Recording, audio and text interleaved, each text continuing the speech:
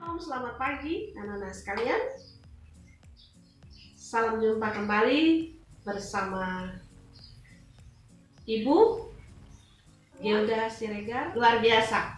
Oleh karena pertolongan Tuhan, kita berada saat ini luar biasa. Oleh sebab itu mari kita berdoa mengucap syukur. Kita berdoa. Terima kasih Tuhan untuk kasih setiamu dalam kehidupan kami. Tuhan sudah memberkati kami sehingga pada hari ini kami boleh bertemu kembali di kelas pembelajaran agama.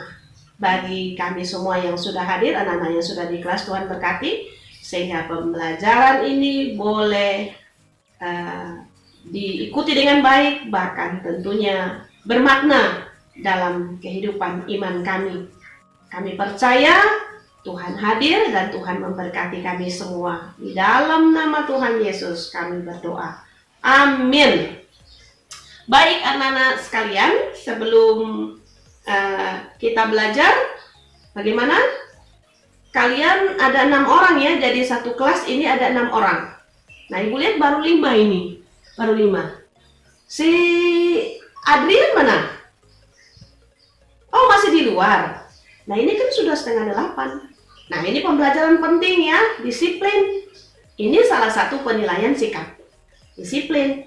Jadi kalau waktu pembelajaran kita itu 8.30 atau 8.35 itu semua sudah harus ada di kelas.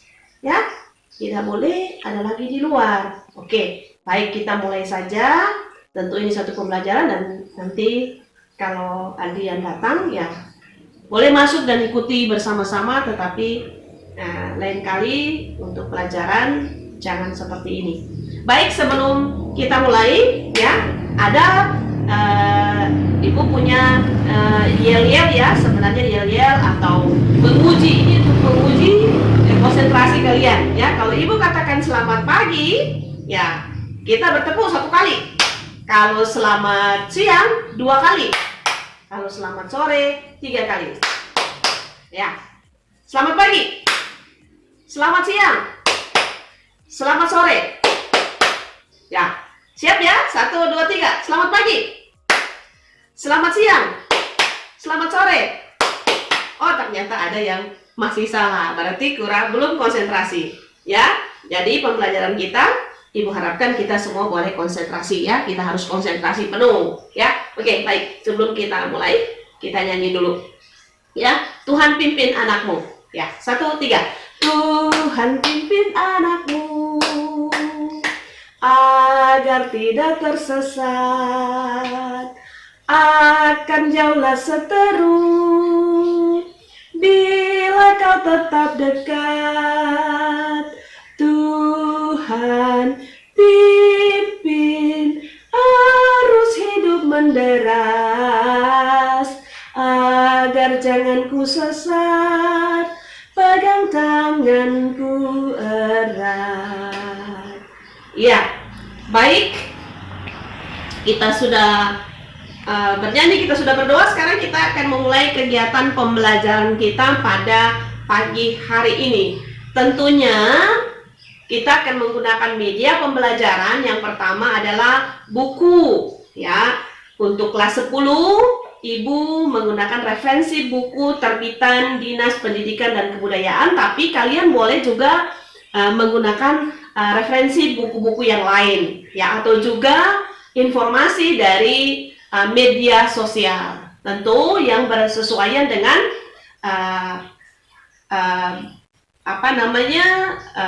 tema kita, topik kita ya, atau kompetensi dasarnya ya, boleh. Dan kemudian Alkitab tentu penting. Ada yang bawa Alkitab semua? Ada yang sudah bawa Alkitab semua? Atau semua bawa Alkitab? Ada yang tidak bawa? Ya, kalau yang tidak bawa, di perpustakaan ada tersedia Alkitab, atau di lemari di lab agama tersedia Alkitab. Jadi jangan, tidak ada yang tidak bawa Alkitab, ataupun boleh Alkitab elektronik atau lewat HP kalian masing-masing. Baik, untuk kelas 10 kita ada dalam semester ini ada 5 KD ya, 5 KD. Jadi KD yang pertama, KD 31 itu berbicara tentang, kita akan memulai berbicara tentang topik pembelajaran kita ya pada saat ini ialah bertumbuh dan semakin berhikmat. Bertumbuh dan semakin berhikmat. Oke? Baik. Sebelum kita memulai pembelajaran kita pada pagi hari ini dengan topik bertumbuh dan semakin berhikmat, ada baiknya kalian perlu mengetahui apa yang menjadi kompetensi dasar. Ya, kompetensi dasar itu ada kompetensi dasar 1, kompetensi dasar 2, dan kompetensi dasar 3 dan 4. Jadi kompetensi dasar 1, dasar 2 yaitu menghayati, mengamalkan ajaran agama yang dianutnya, kemudian kita mampu mensyukuri karunia Allah bagi dirinya yang terus bertumbuh menjadi pribadi yang dewasa. Ya, kemudian kita harus mengembangkan perilaku sebagai pribadi yang terus-menerus bertumbuh menjadi dewasa. Kemudian kompetensi dasar 3 yang harus kita sama-sama pahami bahwa pada pembelajaran ini, jadi kita semua akan mengenal ciri-ciri pribadi yang terus bertumbuh menjadi dewasa. Mengenal ciri-ciri pribadi yang terus bertumbuh menjadi dewasa. Kemudian kita akan juga menganalisa bagaimana kedewasaan itu kita wujudkan dalam kebersamaan tanpa kehilangan identitas kita sebagai remaja Kristen. Itu menjadi kompetensi dasar. Kemudian tujuan. Ya. Tujuan dari pembelajaran ini adalah bagaimana setelah kita mengikuti proses pembelajaran, jadi kalian bisa menyebutkan apa yang menjadi ciri-ciri orang yang bertumbuh menjadi dewasa, yang tentunya diikuti dengan kematangan emosional, dan kemudian kita akan mendeskripsikan, kita akan bertanya jawab, ya, kita bertanya jawab, kemudian kita akan berdiskusi. Ya, kita akan berdiskusi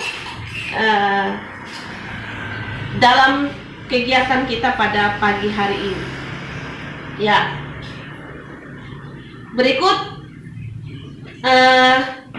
kita akan masuk dalam kegiatan inti kita, kegiatan inti atau kegiatan pembelajaran. Nah, Ibu akan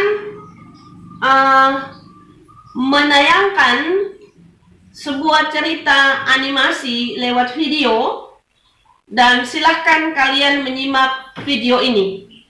Setelah itu, setelah menyimak video, buku yang kita gunakan sebagai referensi, ya silahkan kalian baca pada halaman 3 dan halaman 4. Kemudian ada pertanyaan-pertanyaan diskusi yang Ibu sampaikan, dan juga ada beberapa pertanyaan yang merupakan lembar kegiatan siswa yang harus kalian kerjakan dalam diskusi itu. Nah, sebelum kita berdiskusi, tentu kalau ada 6 orang, ya, terima kasih Adrian sudah masuk.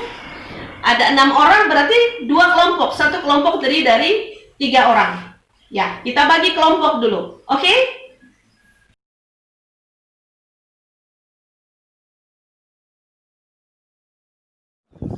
Hai Tonya, saya dengar katanya ada lomba ice skating berskala internasional. Apakah kau ingin juga berlomba di sana? Kau kan hebat dalam ice skating.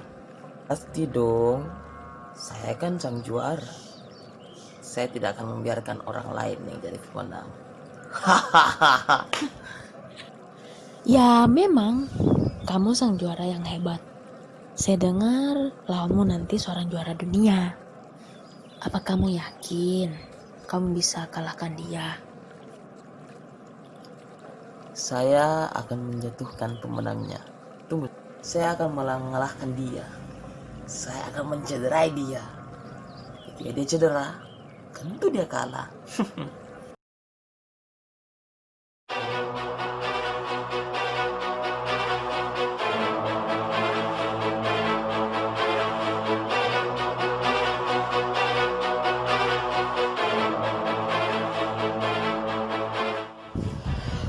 Pokoknya aku harus menang. Tetapi aku harus menyusun rencanaku. Kamu mau menyusun rencana apa? Seperti tadi yang aku bilang, aku mau mencederai dia. Apa kau sudah gila? Kamu ini sudah dewasa, tidak seperti kanak-kanak lagi. Kemarilah duduk di sini. Tonya, kita ini bukan hanya dewasa secara umur, tapi kita harus dewasa secara emosional. Seperti dewasa dalam sikap, emosional, berpikir secara matang, dan dapat mengatur emosi. Jangan karena kamu juara paling hebat, kehidupan ini bagaikan roda yang artinya kadang di atas dan kadang di bawah, kadang menang, kadang kalah. Dan kita ini sudah dewasa, mampu mengikhlaskan, mampu mengatur emosi, mampu menghadapi semua dan mampu menerima keadaan. Jika kita dewasa, patutlah kita dewasa emosional, bukan hanya dewasa secara umur.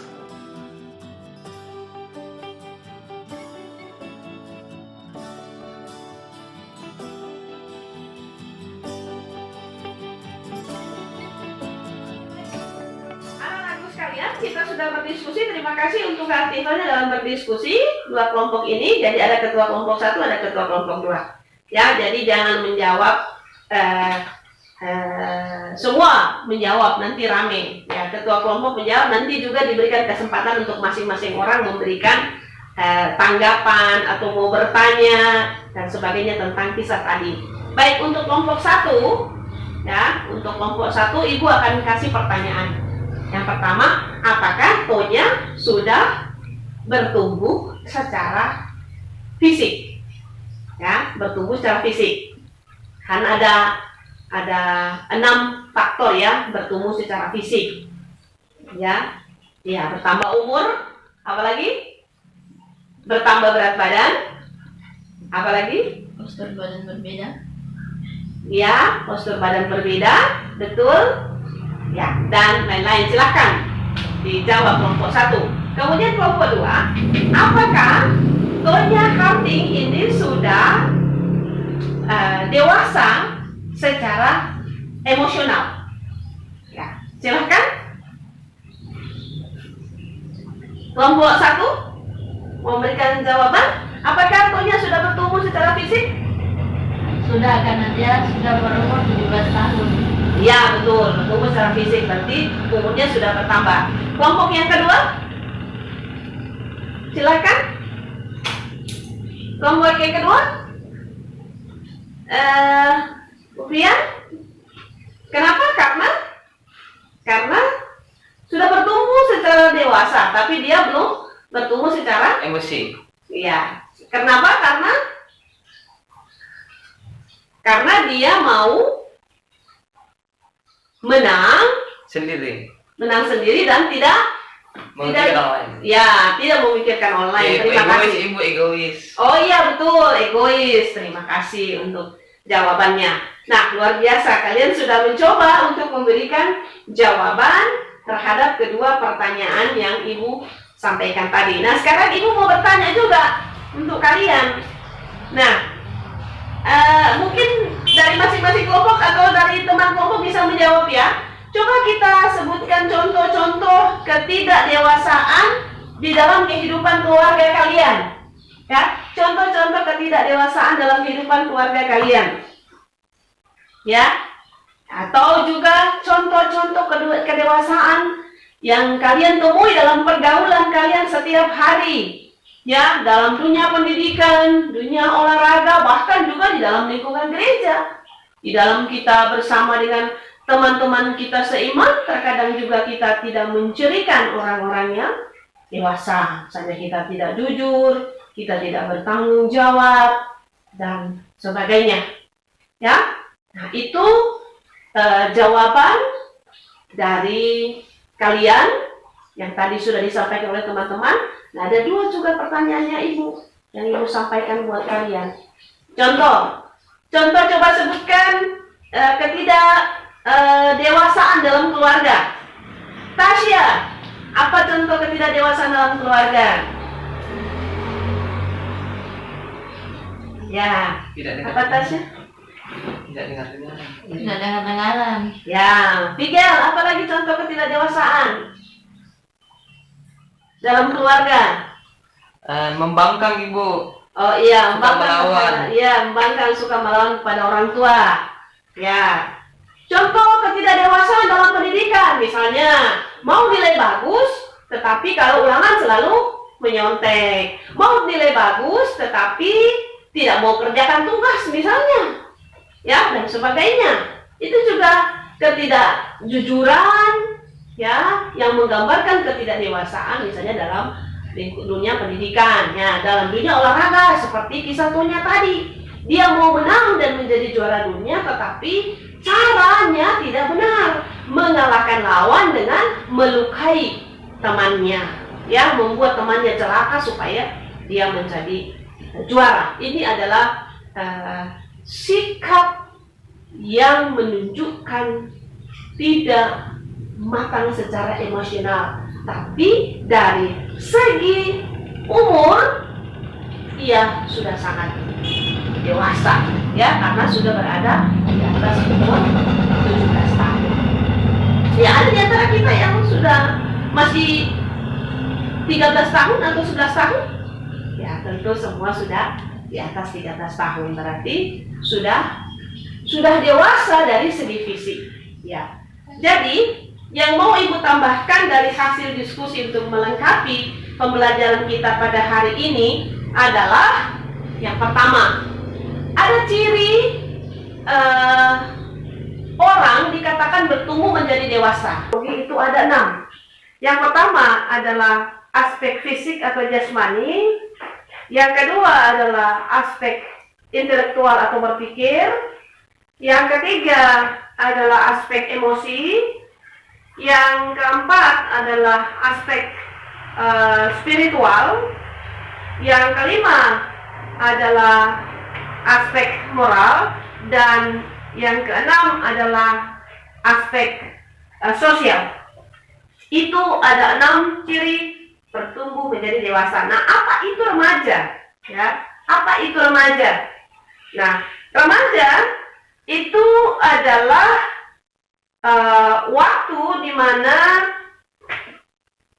seseorang tidak lagi disebut sebagai anak-anak, tetapi dia sudah menuju kepada dewasa. Sedangkan dewasa, pengertian dewasa menurut kamus yaitu masa akhir balik atau masa seseorang mencapai kematangan emosional dan biologis serta bertanggung jawab.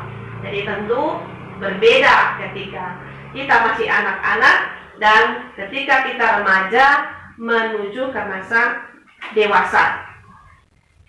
Nah, baik anak-anak sekalian, berikutnya kita akan menyebutkan beberapa contoh sikap dewasa dan tidak dewasa. Sikap dewasa dan tidak dewasa. Ibu mau memberikan contoh, menyebutkan beberapa hal, lalu kamu sebutkan dewasa atau tidak. Yang pertama dari aspek fisik, ya, dewasa atau tidak? Tidak puas dengan ciri-ciri fisik yang ada sejak lahir. Tidak puas dengan warna kulit, tidak puas dengan rambut dan sebagainya. Itu dewasa atau tidak? Ketika dia tidak puas, jawabannya adalah ya benar, tidak dewasa. Ya, tidak dewasa. Yang kedua, contoh aspek spiritual. Ya, aspek spiritual. Contoh ciri-ciri yang dewasa atau tidak? Ya, tidak berbuat baik kepada orang lain. Dewasa atau tidak? Tidak dewasa. Ya, doa tidak menjadi kebiasaannya setiap hari. Dewasa atau tidak? Tidak dewasa. Jadi tidak dewasa dari segi spiritual. Ya, malas ke gereja, malas berdoa, malas baca Alkitab, ya, malas belajar. Nah, itu semua adalah ciri-ciri dari ketidakdewasaan. Nah, baik anak-anak sekalian, tentu kita akan mendasari pembelajaran kita dengan Alkitab, dasar-dasar Alkitab yang berbicara tentang atau memberikan contoh dan teladan bagaimana tokoh-tokoh dalam Alkitab itu mencirikan ya dewasa atau tidak. Yang pertama, ya kita sudah lihat kisah Tonya dalam animasi tadi. Yang kedua, itu dalam kitab 1 Samuel. 1 Samuel pasal 1 ayat 13 sampai 19 bercerita tentang anak-anak Eli, yaitu Hofni dan Pinehas. Ya, Hofni dan Pinehas. Ya, kedua anak Eli ini mereka sudah berada pada usia remaja, sudah dewasa. Tetapi sikapnya tidak menunjukkan orang yang dewasa. Mereka tidak jujur, ya, kemudian tidak jujurnya karena mereka sering mencuri persembahan yang sudah diatur oleh ayahnya di mezbah persembahan. Semena-mena terhadap orang lain, tidak menghargai orang lain, tidak menghargai ayahnya sebagai seorang pemimpin ibadah pada rumah ibadah, atau sekarang mungkin kita katakan majelis ya, atau pendeta. Dia tidak menghargai orang tuanya. Lalu kemudian dalam kitab 1 Raja-Raja 3 ayat 6 sampai dengan ayatnya yang ke-28 itu bercerita, kita lihat dulu ya, kitab 1 Raja-Raja. Kita lihat kitab 1 Raja-Raja pasalnya yang ke-13 sampai dengan ayatnya yang ke-19 bercerita tentang apa itu dalam kitab 1 Raja-Raja. Ya, 1 Raja-Raja ini bercerita tentang Salomo.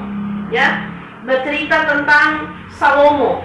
Bagaimana Raja Salomo menjadi seorang yang berhikmat. Ya, seorang yang berhikmat ketika ada dua orang wanita datang dan meminta keadilan, lalu kemudian dia memberikan suatu keputusan yang tepat yang menggambarkan bahwa dia adalah seorang dewasa yang berhikmat. Jadi seorang pemimpin pun harus berhikmat. Anak-anak pun juga harus jujur, harus saling menghormati. Ini adalah bagian dari seorang yang dikatakan dewasa. Jadi belum tentu ya seorang yang sudah lanjut umurnya bisa berhikmat, ya, bisa bersikap dewasa. Nah, bisa juga, bisa terbalik, anak-anak remaja bisa juga bersikap dewasa dari orang yang sudah lanjut umur. Jadi ada sebuah istilah yang mengatakan ya dalam buku kita, bisa kalian lihat pada halaman pertama ya, Chill Davis mengatakan bahwa growing up is mandatory, growing up is optional. Bertambah umur itu sudah seharusnya terjadi, tetapi dewasa itu adalah sebuah pilihan.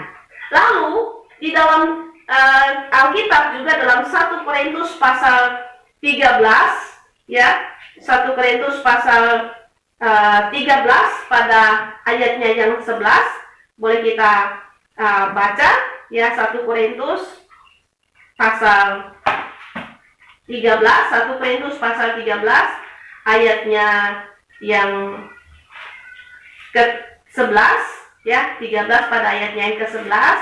Jadi bisa kalian kalau mau membaca Alkitab bisa di mute dulu Alkitabnya, videonya, baru kita membaca kisah 1 Korintus pasal 13 yang berkata demikian, ketika aku masih kanak-kanak ya, aku berpikir seperti kanak-kanak, aku merasa seperti kanak-kanak, aku berkata seperti kanak-kanak.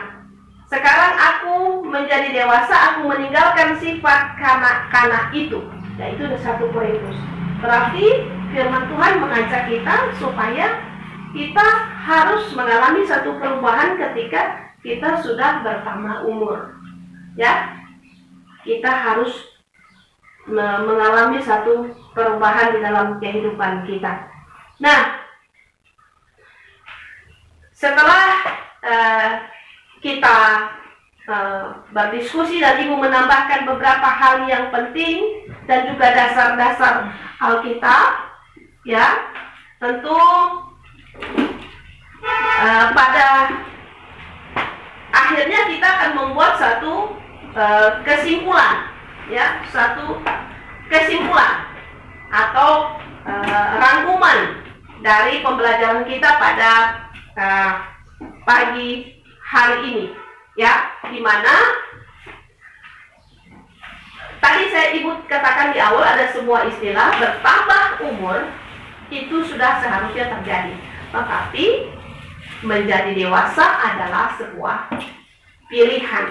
Menjadi dewasa adalah sebuah pilihan yang seharusnya seorang bertambah umur, ya, itu juga harus diikuti dengan kematangan emosional, kematangan sosial, dan juga kematangan spiritual, ya, sehingga kita katakan bahwa kita bertumbuh, tetapi juga dewasa, bertumbuh secara umur juga dewasa secara emosional. Ada satu hal yang penting, yaitu berhikmat, ya.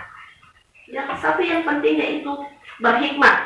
Itu bisa kita lihat di dalam kitab Amsal pasal 2 ayat 26, di mana hikmat itu adalah anugerah Tuhan, adalah pemberian Tuhan. Sekalipun kita dewasa, ya, kita pandai, kita hebat, ya, tetapi jangan lupa berhikmat. Jangan lupa selalu mencari Tuhan, karena Tuhan adalah sumber hikmat. Takut akan Tuhan adalah permulaan hikmat dan pengetahuan. Tetapi orang bodoh menghina hikmat dan didikan. Setelah kita mendengarkan penjelasan dari awal sampai akhir, kita sudah berdiskusi, menjawab beberapa pertanyaan. Silakan kita merangkum seluruh uraian materi kita pada saat ini. Silakan Tasya membaca rangkuman yang ada di buku paket kita. Kedewasaan bukanlah sekedar sebuah proses biologis, melainkan juga proses mental, proses psikologis. Orang yang bertumbuh menjadi semakin besar dan bertambah usia tidak dengan sendirinya menjadi dewasa. Dari ilmu psikologi, kita belajar bahwa kedewasaan itu dicirikan oleh kemampuan mengendalikan diri, berpikir matang, penuh pertimbangan untuk masa depan, bukan hanya keputusan-keputusan untuk kepentingan sesaat saja. Ya, terima kasih Tasya sudah membaca rangkuman. Bisa kita semua baca sama-sama. Dan sebelum kita menutup kegiatan pembelajaran ini, ya, Ibu akan memberikan tugas bagi kalian, yaitu kita menuliskan, ya, masing-masing anak menuliskan sikap dirinya berkaitan dengan beberapa persoalan yang menyangkut pertumbuhan pribadi dewasa dan semakin berhikmat. Silahkan kalian buat, ya, silahkan kalian buat. Kemudian nanti Ibu berikan juga lembaran kerjanya untuk kalian kerjakan di rumah. Lalu kemudian lembaran-lembaran kerja itu kalian akan masukkan dan kumpul dalam bentuk portofolio. Jadi minggu depan Ibu akan memeriksa penugasan itu sekaligus portofolio yang Ibu tugaskan buat kalian pada hari ini. Oke. Yang berikut adalah pada saat ini juga Ibu akan memberikan penilaian terhadap diskusi yang sudah dilakukan tadi. Dari kelompok A yang pertama, menyimak diskusi, ya, kemudian ada kerjasama yang baik dalam kelompok, lalu kemudian menjawab pertanyaan dengan baik, maka kelompok A itu Ibu berikan nilai sangat baik. Lalu kemudian kelompok B juga sama, mengikuti kegiatan diskusi dengan baik, menjawab beberapa pertanyaan-pertanyaan dengan baik, ada kerjasama dengan baik, semua aktif, ya, semua aktif atau proaktif dalam kegiatan diskusi dalam pembelajaran hari ini. Jadi Ibu kasih juga nilai sangat baik. Untuk Adrian yang tadi datang terlambat, tentu nilai sikap dan disiplinnya itu kurang untuk hari ini. Jadi untuk sangat baik nilai sikap untuk minggu depan Adrian jangan terlambat lagi. Ini pelajaran buat kita semua. Jadi demikian itu penilaian hari ini. Ya, dalam kegiatan pembelajaran Ibu sudah memberikan penilaian. Kemudian selanjutnya kita akan bertemu pada minggu depan melanjutkan pembelajaran kita tentang bagaimana kita memiliki kedewasaan, sikap kedewasaan yang benar dengan membaca puisi If. Setelah kalian membaca puisi If, nanti kita ketemu pada minggu depan dan kita akan masuk pada proses pembelajaran dengan langkah-langkah pembelajaran yang sudah Ibu siapkan. Ya, demikian. Terima kasih untuk kehadiran kita semua, anak-anak sekalian. Terima kasih untuk keaktifan kita pada hari ini. Dan kiranya apa yang kita jelaskan itu bermanfaat bagi kita semua tentang bagaimana kita menjadi pribadi yang dewasa, bertumbuh dewasa, dan tentunya diharapkan kita semakin berhikmat seperti yang juga diharapkan di dalam Alkitab, dalam kitab 1 Korintus pasal 13 ayatnya yang ke-13. Demikian pembelajaran kita hari ini. Sekali lagi terima kasih untuk kehadiran kita semua. Baik anak-anak sekalian, sebelum kita menutup pembelajaran kita, mari kita satu dalam doa. Kita berdoa. Bapa, terima kasih, kami mensyukuri segala kasih-Mu, perbuatan-Mu dalam hidup kami. Engkau sudah menyertai kami sampai pada usia kami masing-masing, sampai pada saat ini. Dan kami sudah belajar, kami tidak mengandalkan diri kami, tapi kami senantiasa mengandalkan hikmat dan pertolongan Tuhan, supaya kami semakin bertumbuh dewasa di dalam Tuhan. Kami juga mampu hidup bersama dengan orang lain, dan juga bertanggung jawab kepada Tuhan dan bertanggung jawab dalam kehidupan kami.